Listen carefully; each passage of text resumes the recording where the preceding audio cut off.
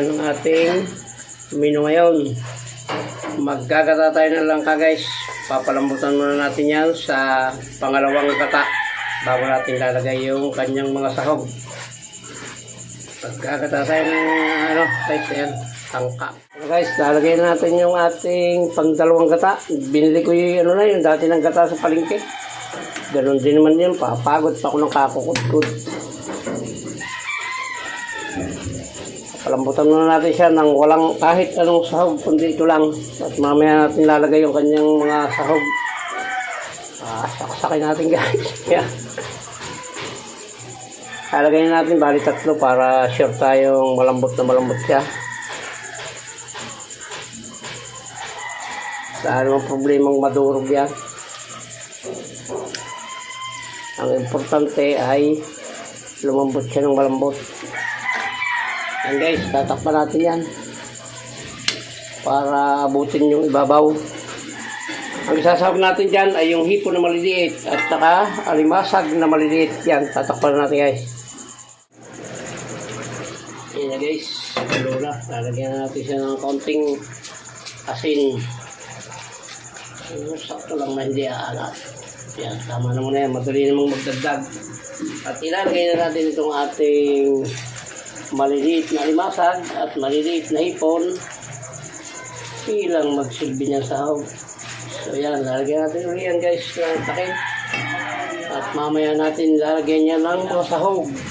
Ginataang langka ang menu natin sa araw na ito with matching pritong galunggong na pulang buntot. Kahalangin na natin. Ayan, tataba ng alimasag, nakita naman, umangat na yung likod. Pag ganyan umangat ko yung likod, ay matabayan at magluluno na yan. Ayan, kahit maliliit yan guys, matabayan. Lalagyan na natin ang pampalasa. Ayan, litsin. Tapos, lalagyan natin ang paminta. Mamaya, lalagyan natin ang sili yan. Ayan, simula yan. At haluin natin ng kaunti para mapaibabaw yun nasa ilalim. Tutuyuin ko yan guys para malambot na malambot. Tutuyuin ko yan bago natin ilagay yung kanyang unang gata. Mamaya ilalagay natin ang sili yan, sibuyas at bawang. Yan na. Tatakpan natin ulit yan guys.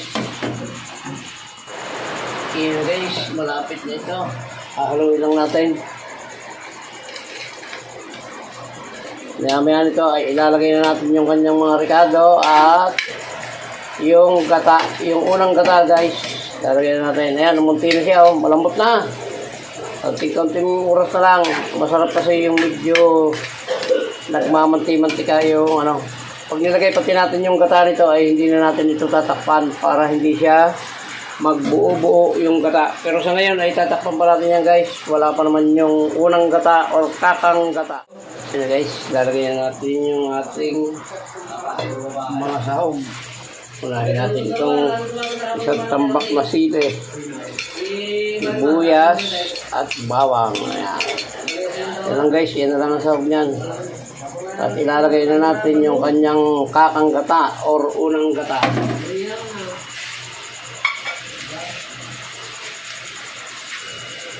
Kaya guys, hindi na natin tatakpan yan para hindi magbubuo yung kanyang gata. Medyo halo-halo lang natin ang kaunti yan maya pagkulong para hindi siya magtubig.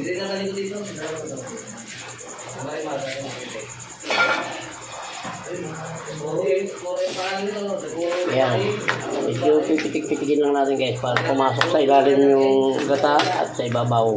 Hindi natin siya tatakpan at pag tinakpan natin ay magbubuo-buo yung gata niyan. Titikman na natin na maya kung na. At pagkaluto nito ay magpiprito tayo ng galunggong na pula ang buntot. Yan, hayaan na natin yan guys para lumapot. Yan guys, malapit na ito. Kaunti na yung gata niya guys. Hintayin lang natin medyo mag langis-langis ng kaunti bago natin siya patayin o bago natin tapusin itong vlog na ito. But magpiprito tayo ng galunggong na kulay pula ang buntot. Yan na guys, okay na ito. At magpiprito na tayo ng kapartner ito. Yan, titikman lang natin guys. Yan. Okay na ito. Magtututong na siya. Oh. Tikman lang natin kung panama na yung lasa. At papatayin natin ito. Ayos na. Nag-ano na. Oh. Latik-latik na yung kanyang sabaw. Tikman lang natin. Yun. Sarap. Yan guys. Papatayin na natin. At tayo ay magluluto na ng pritong sisig. Natin yung ating galunggong na pula. Ginamit kong mantika, pinagpagtuwa ko lang ng ano yan, manok.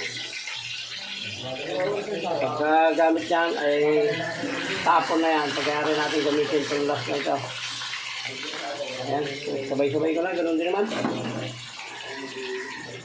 Babalik na rin natin itong ating pritong galunggong na pula. Pula ang buntot. Ang tawag po rito sa Bicol ay, kung hindi ako nagkakamali, sibubog.